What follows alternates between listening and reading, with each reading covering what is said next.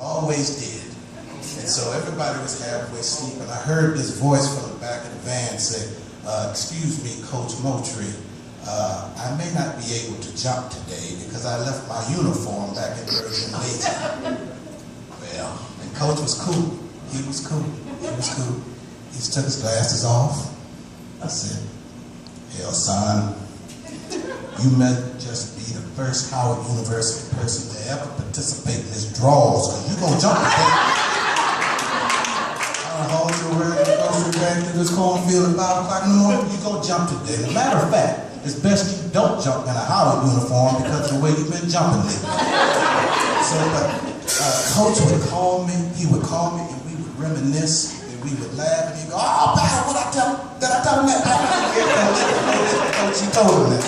You told him that, Coach. And then we would talk about, you know, life as it is now, and how sometimes, you know, life can change in a way that you never anticipated. And, you know, how you have to deal with that, how you have to accept that. But we always concluded on one thing: no matter how your life changes, because I could relate to that, no matter how your life changes, you know, the beauty of it all is that the Lord will meet you wherever you are and pull you through. He will do that. He's done it for me. I'm sure he's done it for you. He did it for Coach Moultrie. So we would have that level of conversation, and I was blessed to have him call me the latter part of January, and you know, we went through the drill, and we laughed and we talked, and I just knew, then that, you know, that was a special call. I knew that was a very special call, and you know, believe me, I'm no one special, but I'm very glad of who and what I am, and that is by way of him. He was a door. He was a door because, and I'm running on, but I got to tell you, he was a door because I wasn't supposed to go to Howard. You know, I was supposed to be there academically. I didn't have the muscles. Okay, athletically, yeah, I could do a few things, right? But academically, I wasn't supposed to be there. But he encouraged me. He said, "No, son, you can do that. You can do that. And if you fall behind, go talk to your professor. Do what you call a soft shoe. You know, do that." And I would do that. I would talk to my professors. I would get extra credit. And before you knew it, now, mind you, I was on a 4-year program, but it took me 5 years, but I still got there. But again, it was through his motivation, through his encouragement. One last thing I got to tell you is imagine helping one child get through school. And then multiply that times the thousands of children that he helped get through school, that he helped become solid citizens, that he equipped with the tools to go through life and deal with all of the problems that come with life.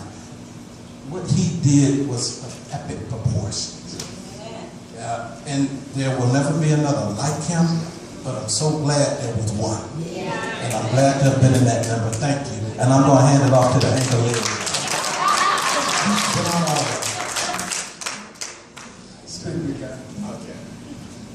Good evening, everyone. Here you go. It's right here. My name is Bernard Oliver, and I guess my story and my relationship with Coach is somewhat different from everybody else. I was actually a walk-on athlete for the track team at Howard, and came on, wanted to run track on academic scholarships. I wanted to go run some track at Howard University because I wanted to see how far I can go. For some odd reason, Coach must have had it out for people from Philadelphia. I was running and training, and you know, the first week that I had an opportunity to compete for Howard, you know, we get these little numbers that you put on your singlet. And Coach had, I guess, the audacity to say, "Hell, son, you might as well frame these numbers in front of all my teammates as if I was never going to get any numbers." Well, I didn't kind of take too kindly to that, but I had my numbers. Matriculated through the program for 4 years. I went through, became All-American, was one of the All-Americans, one of the many All-Americans that Coach trained. 1 year I was the only athlete qualified for the NCAA.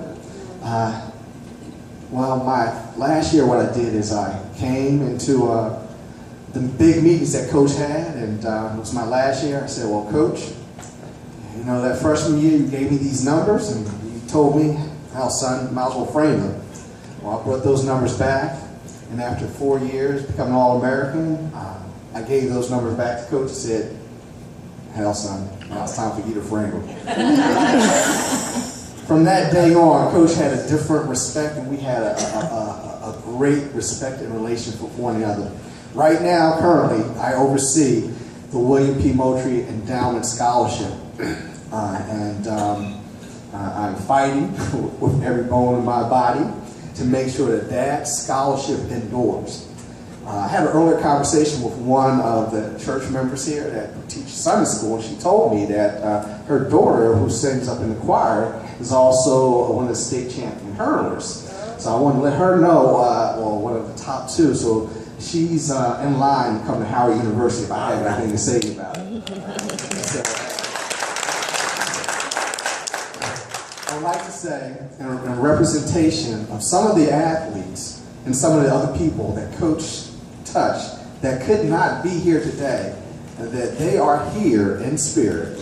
And there are going to be many, many more that will come here tomorrow. And there's never a timely time for the parting of a soul from these shells. You know, this life that we experience here is temporal. The bodies aren't designed to keep us here. But once it serves its purpose, we move on. And so we're here to celebrate, you know, upon conception, a spirit is born into the vessels that carries through life. Upon death, there's a new awakening, and I submit to you that the shell that holds Coach Moultrie has done its job. But the spirit that we all know, and if you've seen or touched Coach, it's with you. And like I said, the athletes and anybody that has talked to him, whether you may not have loved him, you hate him, you will not forget him. He was a one of a kind. Yes, he was. Yes, but this week, when he passed away, that spirit was awakened. So I'm here to celebrate the new awakening of where Coach Moultrie is right now. And I know that his spirit is shining upon us. So there's some other athletes that are here, and I guess they weren't here at the beginning. I just like them, they would like to say something, come up and say something, or if nothing else but stand up and acknowledge themselves. We have Miss Felicia Banks and Miss Wanda Watts, I believe. And so again, we're here to celebrate, and tomorrow you'll see some more athletes and other people. We'll have a memorial service up in the Washington, D.C. area. Some of the other athletes and other people that did not make the trip down here to Washington, D.C. But again, we've all had the benefit of experience of a very unique, one-of-a-kind individual. And I'm so grateful that I've had that experience to have him walk in my path a lot. Thank you, and let's continue the celebration. Okay, as we continue to